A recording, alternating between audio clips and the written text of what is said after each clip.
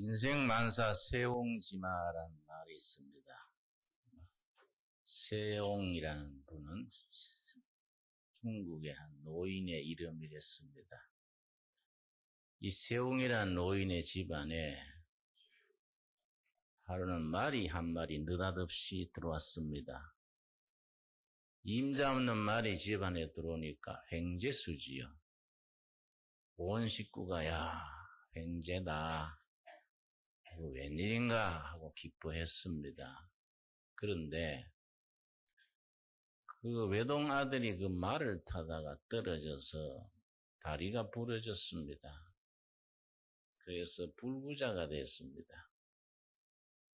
신체 장애자가 된 불구자를 보고 그 말이 그 횡재가 아니라 재난거리였구나. 말을 원망을 했습니다. 그런데 얼마 지나지 않아서 전쟁이 일어났습니다.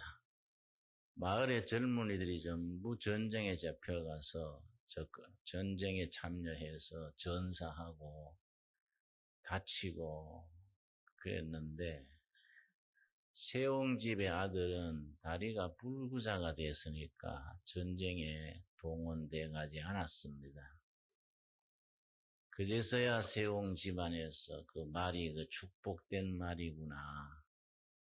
그 말 덕택에 우리 도련님이 군에 안 가고 집안을 지킬 수 있었다. 말에 또 고맙게 생각했습니다. 근데 얼마 지나서 말이 나가버렸습니다.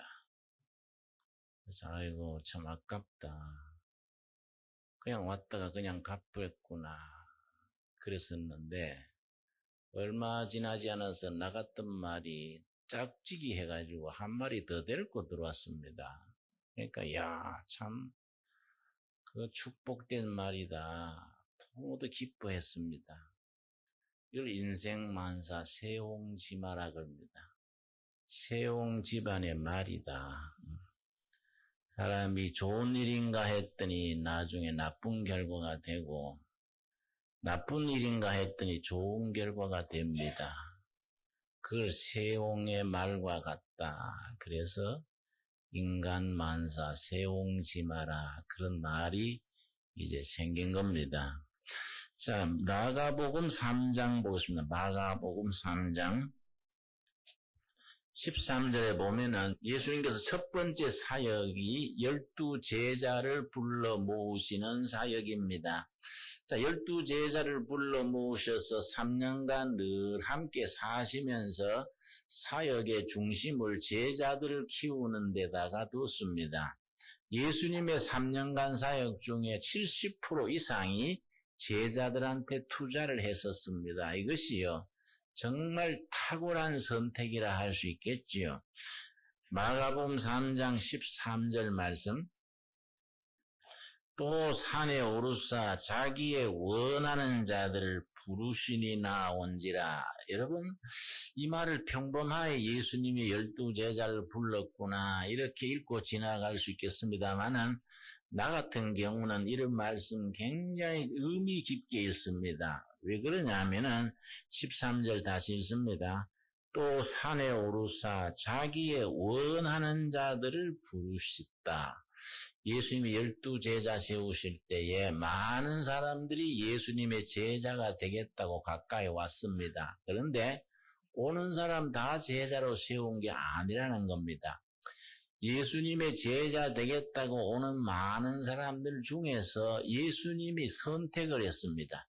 그 중에서 예수님이 판단하셔서 제자의 심성, 바탕, 자질이 있는 12명을 뽑아서 세웠다는 것, 나는 굉장히 여기에 의미를 둡니다. 왜냐하면 내가 두레마을 공동체를 하면서 아주 참 호된 경험이 있기 때문입니다.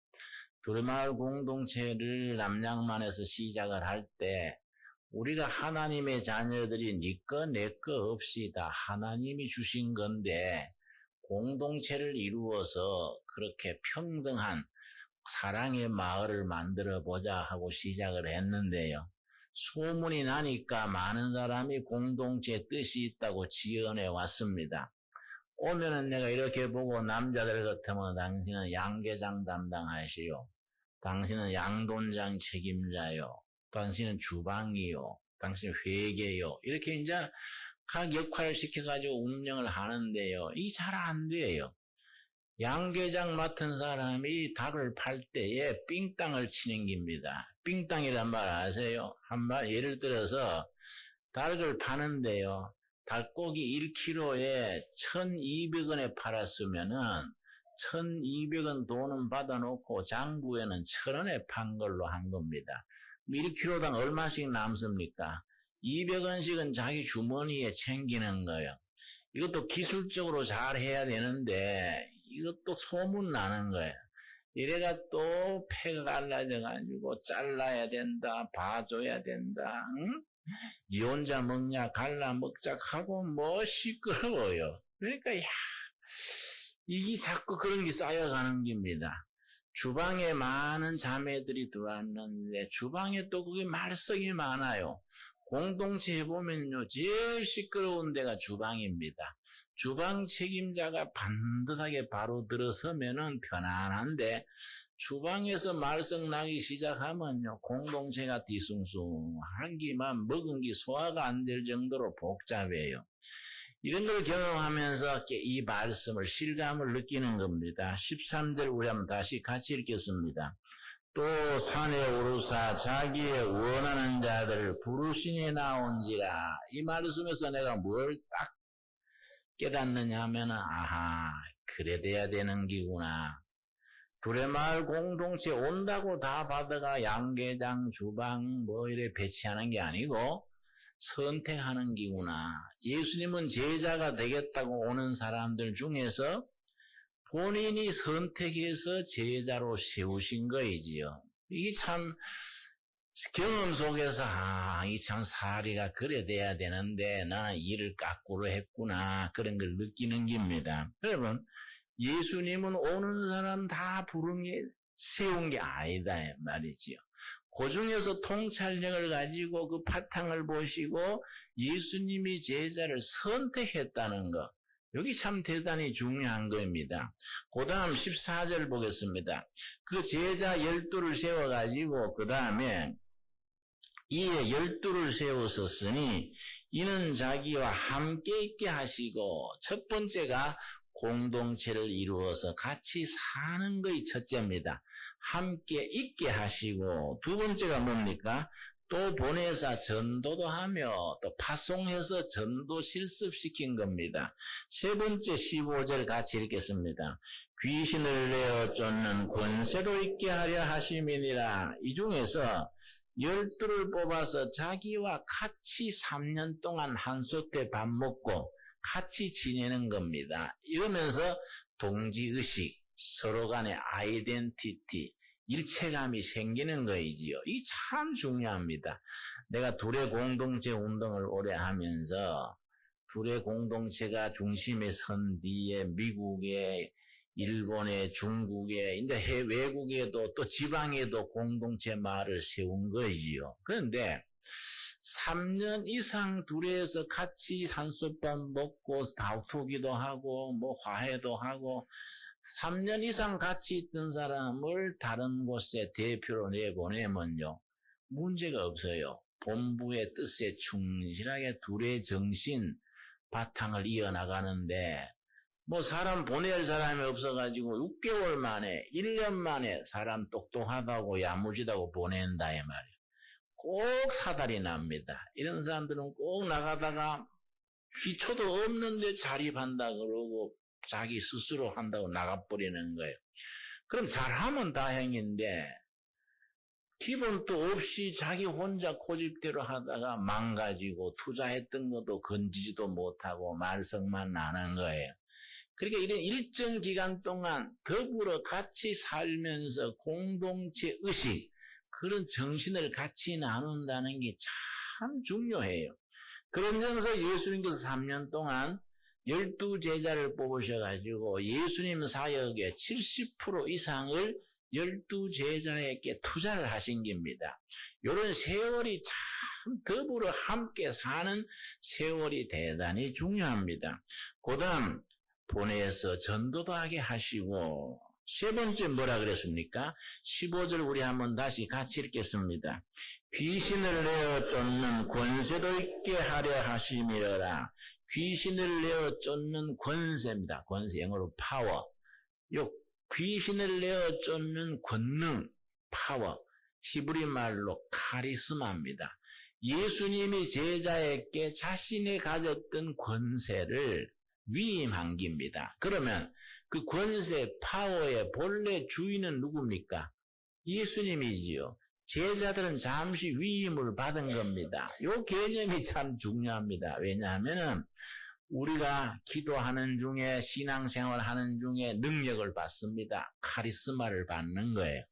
카리스마 권세를 받아가지고 하나님의 뜻에 잘 맞게 교회를 위해서 이웃을 위해 잘 활용하면은 점점 그 권세가 강해지는데 그러지 아니하고 받은 게 자기 건 줄 알고 본래 주인은 하나님인데 자기 건 줄 알고 자기 잘난 줄 알고 그걸 가지고 합당한 삶을 뒤따르지 않는 겁니다.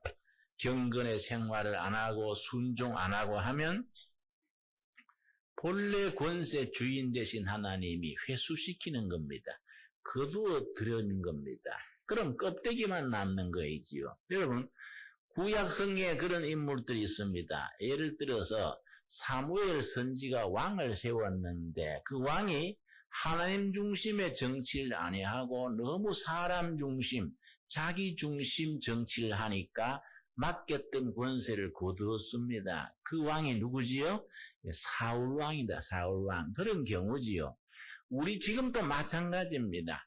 하나님께서 우리들에게 카리스마를 맡기십니다. 주인은 하나님이시지요. 우리는 잠시 위임받아 있는 겁니다. 이걸 교회를 섬기고 이웃을 섬기고 순종하는 삶을 사는데 경건한 생활이 뒤따르지 못하고 순종하지 못하면 거두어들이는 거이지요. 이걸 어디다가 비유할 수 있느냐 하면은 여러분 자판기에다가 비유를 하면 쉽게 이해할 수 있습니다. 저 지하철 정류장이나 버스 터미널에 가면은 꼭 자판기가 있지요. 학교 이런 데 자판기가 있습니다. 자판기에 이제 뭐 커피 무슨 주스 써놓고서는 그 이제 500원짜리 동전을 거기에 넣지요. 딱 넣으면은 그 다음에 그 커피를 한 대 딱 눌리면은 종이봉지가 똑 떨어집니다. 거기 커피가 쪼르르 흘러내리지요. 그걸 꺼내서 마신 뒤에 그 종이 봉지를 집에 가서 다시 씁니까? 그건 버린다 이 말이에요. 모든 자판기 옆에는 그게 있습니다. 그 휴지통이 반드시 있습니다. 그걸 커피를 마시고 자판기 옆에 있는 휴지통에다가 컵을 버리지요. 이런 걸 일회용 컵이라 그럽니다. 하나님께서 우리한테 권능을 맡겼다가 순종하지 못하고 성령의 열매 맺지 못하고 경건한 생활이 뒷받침되지 못하면은 한때 맡겼다가 그걸 회수하는 겁니다. 그럼 껍데기만 남는 거이지요. 이걸 일회용입니다. 일회용. 그렇지 아니하고 깨끗한 그릇, 아주 참 귀한 그릇은 깨끗하게 관리된 그릇은 항상 거기에 사용하는 거이지요. 우리가 하나님이 주신 권능을 잘 순종하고 성령의 열매 맺고 경건한 생활, 습관이 뒷받침될 때 그 카리스마, 권능이 늘 유지하는 거이지요. 그렇지 못하고 우리 마음대로 인간적으로, 육적으로 그 권능을 남용해버리는 거이지요. 그러면 그게 거두어진다는 거 우리가 꼭 명심해야겠습니다. 자, 여기 문제가 있습니다. 13절 말씀 우리 다시 한번 마가복음 3장 13절 같이 읽겠습니다. 또 산에 오르사 자기의 원하는 자를 부르시니 나온지라. 아까 말씀드렸듯이 예수님의 제자가 되겠다고 오는 사람마다 다 제자로 세우신 게 아니고 그 중에서 예수님이 뽑아서 선택해서 세우셨는데, 자, 우리 지금 우리 형편에 생각해 보잔 말이지요. 나는 목사고 여러분 장로님, 권사님, 집사님 다 직책이 있습니다. 유엔질 교사, 성가대 대원 다 직책이 있는데 그러면은 나는 예수님이 뽑으셔서 일을 하고 있는가? 나 혼자 자가발전으로 내가 좋아가지고 내 혼자 나서서 가는 거인가? 이문이 생기는 겁니다. 안 그렇습니까? 과연 하나님이 나를 원해서 뽑으셨을까? 아니면 내 혼자 뭐 한다고 신바람 내다가 나중에 뭐 흐지부지 끝날 거인가? 그 질문이 생기는 거이지요. 그 질문에 대한 정답이 오늘 읽은 본문 말씀 로마서 8장 28절입니다. 우리 한번 찾아보겠습니다. 로마서 8장 28절에 그 질문에 대한 정답이 있습니다. 하나님이 나를 자신의 일꾼으로 카리스마를 맡겨서 권세를 맡겨서 사용하시는 사람인가? 아니면 나 혼자서 무슨 내가 사명자라 합시고 나서가지고 하나님과 관계없이 순전히 나본이로 그러는 것인가? 그 질문에 대한 대답이 뭐입니까? 로마서 8장 28절 제가 읽겠습니다. 우리가 알거니와 첫 번째 어떤 사람이지요? 하나님을 사랑하는 자. 사람 입장에서 기준입니다. 내가 하나님을 정말 사랑하고 순종하는 삶을 살기로 다짐하고 내 사명에 헌신하기로 다짐하는 내 마음의 상태지요. 하나님을 사랑하는 자, 정말로 교회를 섬기기를 원하는 자, 내 쪽의 사제입니다. 하나님을 사랑하는 자, 곧 그 뜻대로 뭐 하는 자? 부르심을 입은 자, 하나님 편에서 부르신 거이지요. 이 양쪽이 합쳐져서 사명자가 되는 거입니다. 우리 입장에서는 하나님에 대한 간절한 사랑, 순종하고자 하는 뜨거운 가슴, 우리 쪽에서지요. 하나님 쪽에서는 부르신 거이지요. 양쪽이 합쳐져서 사명자가 되는 거입니다. 이해가십니까? 그런 사람에게 맡은 일을 감당할 수 있는 권세, 카리스마를 맡기는 거입니다. 자, 그래서 28절 다시 한번 우리 같이 읽겠습니다. 우리가 알거니와 하나님을 사랑하는 자, 곧 그 뜻대로 부르심을 입은 자들에게는 모든 것이 합력하여 선을 이루시니라. 아까 전에 내가 세웅지만 말씀드렸습니다만은 우리가 지나간 세월 돌이켜 보십시오. 야, 그때 내가 참 부끄러운 일 당해서 그때 참 아찔해서 큰일 날 뻔했다니까 이런 생각이 듭니다. 그런데 그때 그런 어려움을 겪었기 때문에 지금 내가 사랑구실하는 거야. 그때는 깜깜했었는데 합력해서 선을 이루시는 선하신 하나님이 결론은 좋게 내리신 거이다. 우리 그런 고백을 하게 됩니다. 여러분 그런 경험들이 있으시지요? 우리가 먼 일을 당할 때 너무 억울하고 답답하고 깜깜하지요. 내가 한다고 했는데 왜 이러냐? 왜 하는 일마다 오그러지고 안 되냐? 낭패합니다. 그러나 인내하면서 잘 순종하고 견디고 나면은 그 재난과 그 어려움이 나중에 변해서 아주 복된 일의 터전이 되는 거이지요. 바로 그 말입니다. 결국은 하나님의 선하신 손길을 믿어야 되는 거이지요. 선하신 하나님이 좋은 일도 나쁜 일도 굳은 일도 험한 일도 합력하여 뭐를 이루신다고요? 합력하여 선을 이루시니라. 이게 우리들의 신앙 고백이 되는 겁니다. 그래서 신앙생활에도 연륜이 중요하지요. 그 교회 꾸준히 다니는 참 연도라는 게 중요합니다. 뭐 처음 초신자 때 은혜 받고 뭐 펄펄 뛰지요. 평생 그렇게 뜨겁게 펄펄 뛸 것 같은데 나중에 세월이 가노라면은 일본말로 표현하자면요, 신앙생활에도 대꼬복구가 있는 거예요. 오르막내리막이 있는 거예요. 뭐 뜨겁게 평생 뭐 불덩어리 낙을 갔는데 팍 꺼져가지고 짜부러지는 거예요. 오르막내리막이 있는 거예요. 또 내리막에 내려가서 팍 꺼졌다가 또 어떤 계기에 깨달음을 입고 정신 차려야지, 열심을 내야지, 내가 하나님한테 이런 은혜를 받은 사람인데 이래가 되겠냐? 다시 또 우리 영혼의 스파크가 일어나서 또 열심을 내는 거이죠. 그런 과정 속에서 신앙 고백이 생기는 겁니다. 그때 그렇게 억울하고 답답한 일도 지나고 보니까 좋았구나. 선하신 하나님이 합력하여 선을 이루게 하신 것이로구나. 이걸 몇 번 경험하고 나면요, 하나님에 대한 신뢰가 생기는 겁니다. 개인이나 집안에, 교회나 나라에 굳은 일이 생겨도 그것 때문에 막 고개를 탁 털어매고 아이고 망했네, 이게 아니라고요. 지금 이래 어려운 일이 있지만은 결국은 좋아질 기다. 선하신 하나님이 합력하여 뭘 이루신다고요? 선을 이룰 줄로 믿습니다. 이런 신앙 고백이 중요한 겁니다, 여러분. 우리 둘의 가족 여러분, 그런 신앙 고백으로 나아가는 영적인 눈이 열리게 되기를 바랍니다. 우리 한번 로마서 8장 28절 신앙 고백하는 마음으로 같이 읽고 마치도록 합시다. 우리가 알거니와 하나님을 사랑하는 자, 곧 그 뜻대로 부르심을 입은 자들에게는 모든 것이 합력하여 선을 이루니라. 여러분, 굳은 일도 좋은 일도 험한 일도 나쁜 일도 결국은 선한 열매로 맺게 될 줄로 믿습니까?